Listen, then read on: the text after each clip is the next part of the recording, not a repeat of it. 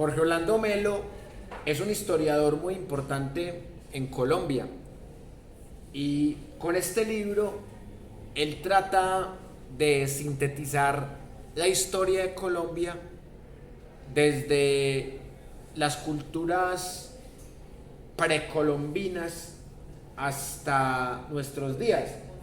Es un ejercicio de síntesis muy interesante que este historiador llamó Historia Mínima de Colombia. Es un libro que tiene 391 páginas y acá vamos a mirar la lectura que nos comparte Jorge Orlando Melo de Simón Bolívar, para que ustedes vean qué tan oficialista es. Entonces vamos a leer esta parte que está más o menos en la mitad del libro. Les voy a leer el retrato que construye de este señor acá Jorge Orlando Melo. Van a ver ustedes que es siempre una figura bastante polémica.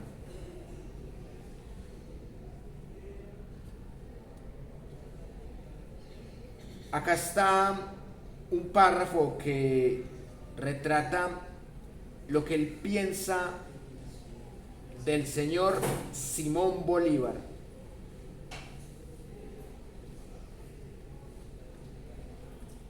Y dice así: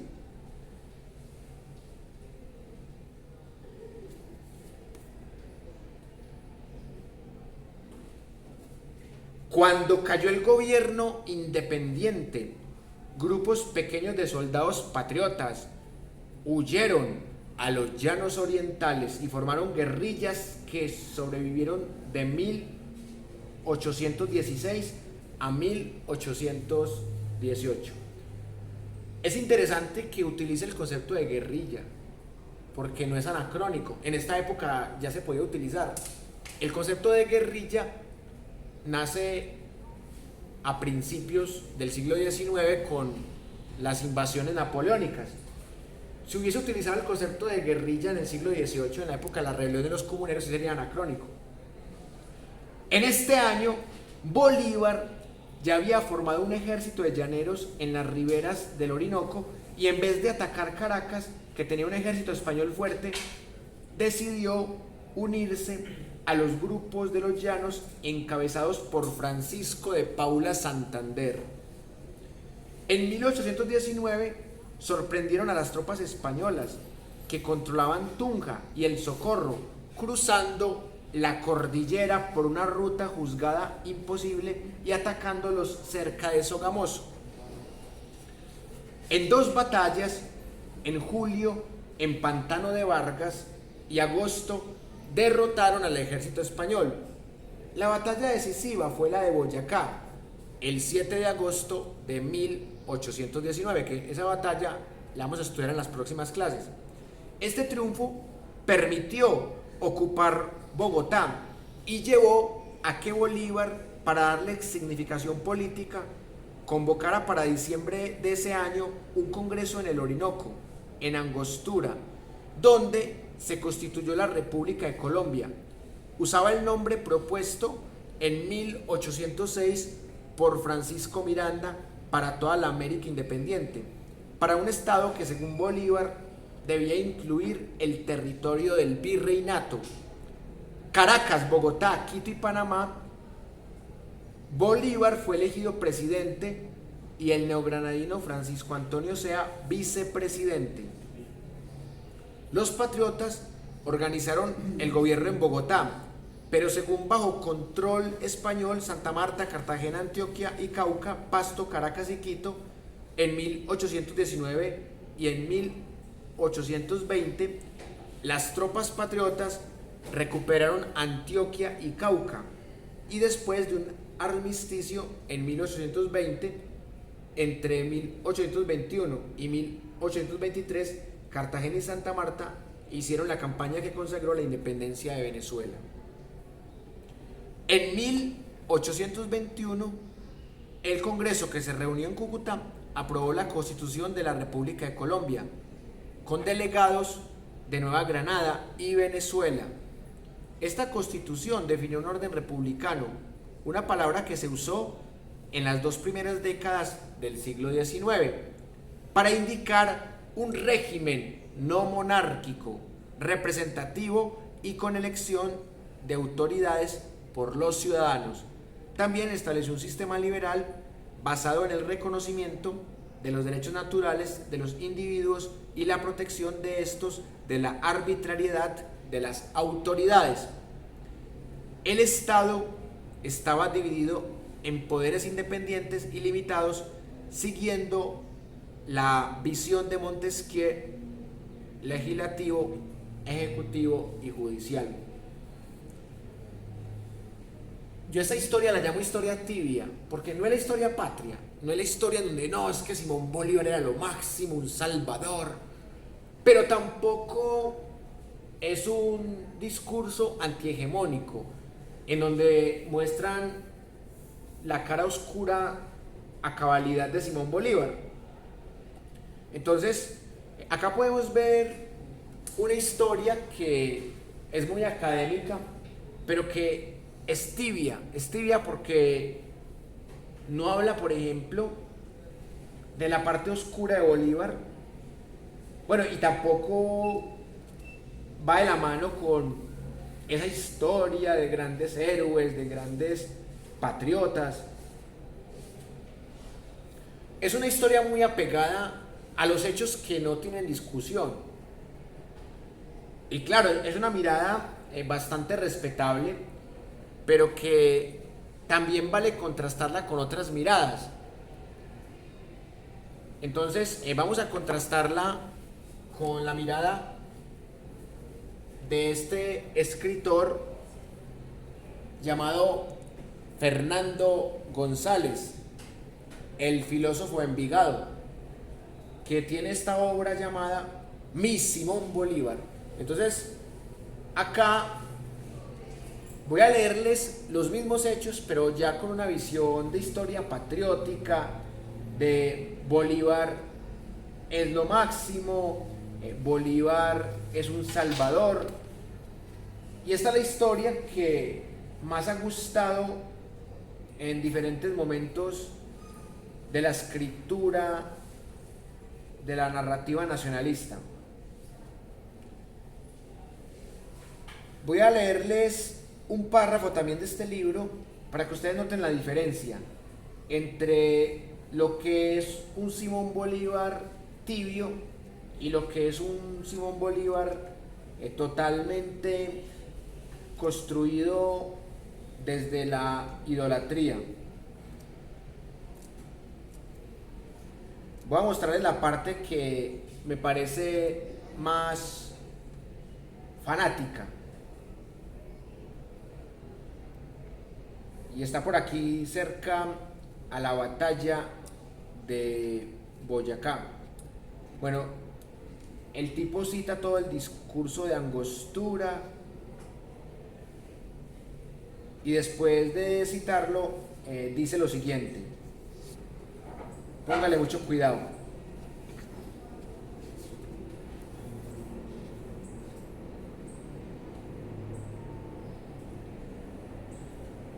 Está hablando del discurso de Angostura y sobre este discurso dice lo siguiente: se percibe en esta obra la conciencia del que lucha en medio de gentes que no son de su clase, la conciencia del solitario. Bolívar en América es un fenómeno muy raro. No fue en el desespero el precursor de Nietzsche al ver a la humanidad tan baja aún. Nos pasmaríamos al ver nuestra dócil especie pasear sobre la superficie del globo como viles rebaños. Reléanse los párrafos 17 a 18. En el Libertador existió la suprema ansia de libertad espiritual y la concepción del ascenso humano.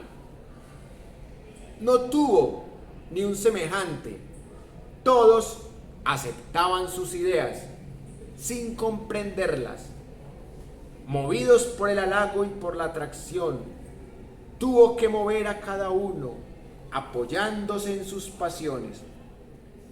Por eso llegó a ser el gran autor de esbozos psicológicos. Párrafos 1 a 10. Dejó el Libertador el ejemplo del respeto a la voluntad popular. ¿Cómo han podido apoyarse en él para defender las dictaduras?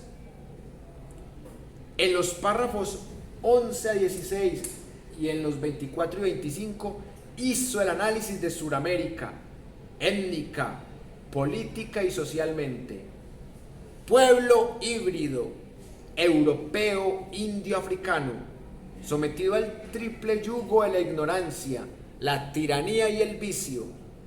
Hizo el análisis de esos defectos para que fueran tenidos en cuenta al constituir el Estado, para que la Constitución fuera orgánica, o mejor, excrescencia orgánica. En el párrafo 16 predice lo que serían nuestros países si no se les atendía. Desgraciadamente, todo se ha cumplido. Miraba el Libertador la historia humana en todas sus formas como un desarrollo orgánico. Dice a los legisladores que la Constitución del año 11 era muy hermosa, pero que a ellos tocaba cubrir una parte de las bellezas que contiene tal código, porque no todos los corazones están formados para amar a todas las beldades, y que la moral de Jesús sería un diluvio de fuego en Constantinopla. Párrafo 23. ¿Dónde puede encontrarse una definición descriptiva mejor que la del gobierno más perfecto con que principia el párrafo 27?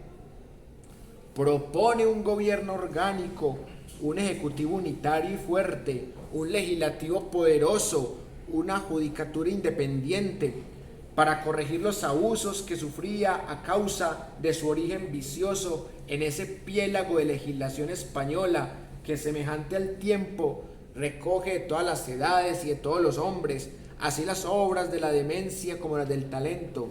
Reléase todo el párrafo 61, habla de leyes venezolanas, cuán bella es una conciencia así. Lo más importante, y que nunca le aceptaron al Libertador, fue la creación del poder moral que tuviera jurisdicción efectiva en la educación y la instrucción, y de opinión únicamente en las penas y castigos para los amorales de Sudamérica. En verdad, el párrafo 58 extasía a todo el que haya desarrollado algo su conciencia. ¿Cómo pueden haber tomado las ideas del Libertador para defender las dictaduras? Ciertos escritores han manoseado sus ideas acerca de la emancipación y de la política suramericana, tergiversándolas para darle brillo a serviles producciones encaminadas a halagar a los caudillos americanos, viles rebaños destinados a alimentar a sus crueles conductores. Párrafo 17.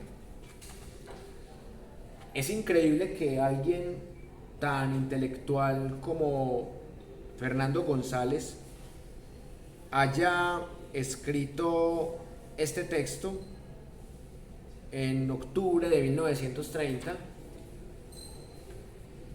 porque está diciendo que algunos dictadores han tergiversado las ideas de Simón Bolívar, pero es que Simón Bolívar también era un dictador. No tanto porque haya vencido por la fuerza al Imperio Español, sino porque Simón Bolívar cometió todos los errores que comete un dictador. Y eso lo vamos a profundizar más, pero les voy a dar un pequeño adelanto. Vean, Simón Bolívar masacró el pueblo pastuso en diciembre de 1822, lo que se conoce como la Navidad Negra, un hecho que estos idólatras de Simón Bolívar esconden. Simón Bolívar mataba canarios solamente por ser canarios, ni siquiera porque fueran cercanos a la corona española, o sea que era un genocida. Simón Bolívar violó mujeres en diferentes invasiones.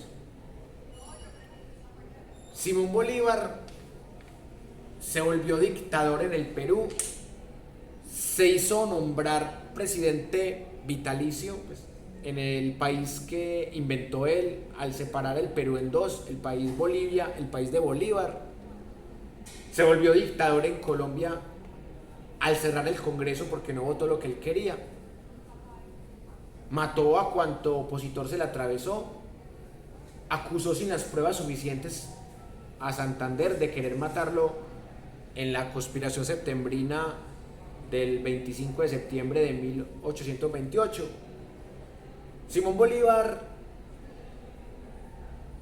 ha sido un presidente tan genocida como Álvaro Uribe Vélez, o sea, más o menos en proporción, igual de genocidas. Pero con los dos pasa lo mismo, que hay un sector de la población que los ve como los gran colombianos, como los grandes hombres de la patria. Mire que Paloma Valencia comparó a Álvaro Uribe Vélez con Simón Bolívar en uno de sus mensajes. Y lo más triste de todo es que Paloma Valencia tiene razón, o sea, son igual de dictadores e igual de sobrevalorados. Pero miren la idolatría, y tiene el descaro de decir aquí Fernando González que Simón Bolívar era un héroe, que lo han tergiversado, que los dictadores se han aprovechado de sus ideas. Son poquitos los dictadores que cometieron tantos crímenes como Simón Bolívar. No, y hay gente que lo defiende, que no, que es anacrónico, que es que uno no puede juzgar a Bolívar con ideas del siglo XXI, porque el genocidio es una idea del siglo XX-XXI. Si fuera eso cierto, entonces tendríamos que decir que todos los emperadores romanos fueron unas mansas palomas, porque en esa época no existía el concepto de genocidio y que tenían derecho a matar al pueblo. Entonces, de entrada, vemos un fanatismo tremendo a favor de Simón Bolívar. ¿Y saben qué es lo curioso? Que este mismo autor también escribe este libro, Santander. Y van a ver ustedes lo que este mismo idólatra de Simón Bolívar dice acá de Santander, cómo lo pinta, para que ustedes se den cuenta de cómo la historia se puede construir con gran cantidad de falacias. Aquí trata de mostrar la cara oscura, supuestamente, de Santander, que también la tuvo, pero que no la tuvo al nivel de Simón Bolívar, el nivel de ejecución, el nivel de terrorismo de Simón Bolívar, que entre otras cosas el concepto de terrorismo nace en la Revolución Francesa, se puede utilizar para esta época. Y por eso voy a leerles un párrafo para que ustedes vean cómo él intenta pintar a Santander acá. Aquí está hablando de lo que pasó tras la batalla de Boyacá.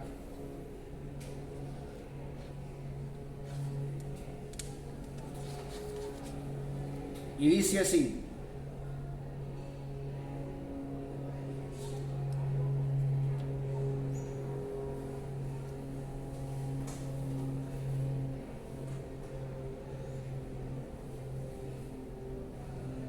Santander protesta, grita que ansía siquiera un par de victorias, que no se devuelve. ¿No decían por ventura en los llanos que el granadino es cobarde? Mira despectivamente a Lara y a Anzoátegui.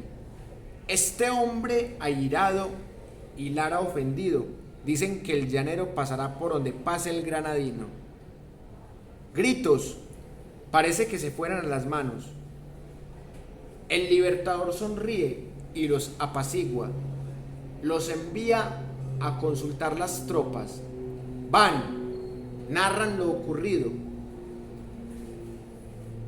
Y ni la naturaleza detendrá en el páramo de Pisba a estos soldados. Desde ese día no se oye una queja. Murieron muchos de hambre y emparamados, y nadie se quejó. Una mujer parió en el camino en la cima y ahí mismo continuó la marcha con el hijo en brazos. ¿Comprendéis ahora por qué Bolívar llegó a Santa Fe con el traidor? Convocó Bolívar una junta para consultarles sobre la continuación de la campaña. Sabía las murmuraciones y descontento de parte de los venezolanos y aún de algunos oficiales de graduación que opinaban que se les conducía a empresa arriesgada en extremo. Después de haberles manifestado todos los obstáculos y la ventaja que se obtendría si la fortuna coronaba sus esfuerzos, los jefes opinaron que se llevara adelante. Santander, en sus apuntamientos, dice que él insistió en proseguir, que Lara también, y el general Anzoátegui, que tenía la creencia de que era capaz de hacer lo que otro hiciera. Obsérvese el odio y la caída en la trampa. Ofreció ejecutar lo mismo que yo proponía, y de este modo logramos hacer cambiar el plan a Bolívar. Subraya: Santander, apuntamientos. Nunca ningún genio igualó a Bolívar de Llano Miguel. Usar del mal para producir el bien. La campaña de Boyacá terminó allí. Ya está libertada América. El problema estaba en marchar y en ir decididos a morir o vencer. Oh Padre de América. Adelantémonos a 1837. Bolívar ha muerto. El hombre de las leyes está hepático. Ha asesinado a muchos, atisbando siempre las agonías a través de los visillos del palacio. Está entregado al clero, pretende engañar a Dios, cree que Dios está en Pau, en la villa de Pau, donde encontrará a Bolívar en 1817, y que le ascenderá de general de división al grado que tuvo Sucre, otra de sus víctimas. Escribe sus apuntamientos. Acaba de recibir el tomo de la enciclopedia británica donde está el artículo Colombia que él ayudó a redactar, cuando en su destierro escribe: en la traducción que recientemente se ha publicado en esta ciudad del artículo de Colombia en la enciclopedia británica, se ha hecho mención de un hecho importante que hubo interés de parte de Bolívar en no mencionarlo. Acá podemos ver que idolatra a Bolívar, o sea que en el mismo libro que escribe sobre Santander sigue idolatrando a Bolívar y dice que Santander ha matado a muchos, cuando históricamente mató mucho más Bolívar. O sea, Bolívar dio la orden de matar más de 500 pastuzos. Por eso la historiografía pastusa no quiere a Bolívar, y por eso usted en Pasto no puede decir que Bolívar es libertador, porque se enojan. La peor ofensa que usted le puede hacer a un pastuso no es que le diga que es bobo. La peor ofensa que usted le puede hacer a un pastuso es que le diga que Bolívar es libertador, porque ellos tienen esa memoria histórica de que Bolívar mandó a matar más de 500 en la Navidad Negra de 1822. Entonces, esto es un trabajo histórico visceral. Eso es como Miguel Polo Polo. O sea, así como Miguel Polo Polo es fanático de Álvaro Uribe Vélez, Fernando González, que era mucho más intelectual que Miguel Polo Polo, pero igual de fanático por Simón Bolívar. O sea, ese tipo es fanático de Simón Bolívar. Y Santander sí ejecutó gente, claro. Fusiló a Barreiro y a otros 37 más después de la batalla de Boyacá, y mató a unos conspiradores que lo querían tumbar cuando fue presidente entre 1832 y 1837.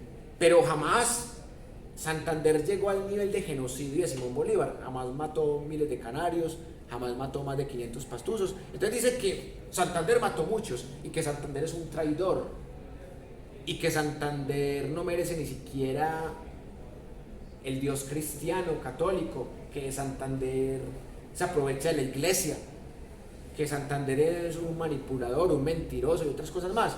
Entonces miren que acá podemos notar la doble moral, que hoy día la vemos en fanáticos como el señor Miguel Polo Polo, que ese fue el referente que usamos para empezar la clase de hoy. Que un fanático de esos llegue al Congreso demuestra que hay comunidades todavía muy emocionales, o sea, gente que vota simplemente por odio y que votan con desconocimiento. Pero grandes intelectuales, como en este caso el filósofo de Envigado Fernando González, también cayeron en esa historia de idolatría.